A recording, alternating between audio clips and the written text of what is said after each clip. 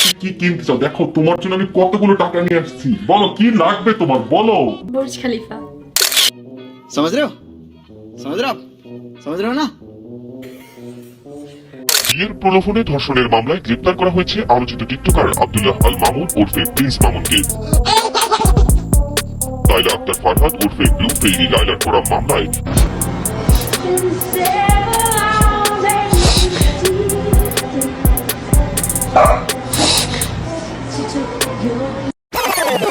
Hello viewers, আসসালামু আলাইকুম। কেমন আছেন সবাই? আশা করি সবাই অনেক ভালো আছেন। আজকে আমরা এমন কিছু ব্যবসায়ীদের নিয়ে কথা বলবো যাদেরকে দেখলে বলবেন, আরে ভাই, আরে এরা কারা, কোত্থেকে কোত্থেকে এলো? ভাই বলেন তো দেখি ব্যবসা কি? আরে ভাই, আপনি তো ব্যবসার বুঝেন না এখনো। ওয়েট, আমি জানিয়ে দেই আপনারে ব্যবসা কারে কয়। ডিজিটাল যুগে এখন ব্যবসা অন্যরকম হয়ে গেছে। ব্যবসা করতে আপনারে প্রথমে একটা লাগবে জিএফ লাগবে, একটা জিএফ লাগবে, তারপরে শুরু হবে আপনার ব্যবসা। আপনার জিএফ কিভাবে খায়, কিভাবে হাগু করে, এগুলো ভিডিও করবেন ভাই। ভিডিও করে ইউটিউব ফেসবুকে আপলোড করবেন, আর টাইটেল থাম্বনেল দিবেন কাপল ব্লগ। বলতে পারেন ভাই এখানে ব্যবসা কোথায়? আরে ভাই, এটা ডিজিটাল যুগ, এখন ব্যবসা করতে মূলধন লাগে না। যারা বোঝার তারা এতক্ষণে বুঝে গেছে আমি কাকে মিনিং করে এই কথাগুলা বললাম।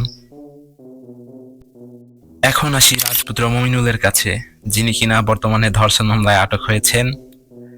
তাকেও ফলো করে আপনি সফল ব্যবসায়ী হতে পারেন, তবে পরবর্তীতে আবার ধর্ষণ মামলাও খেতে পারেন। তবে এই ব্যবসায় আপনার বেহায়াপনা সাপোর্ট করার মতো একজন মা লাগবে।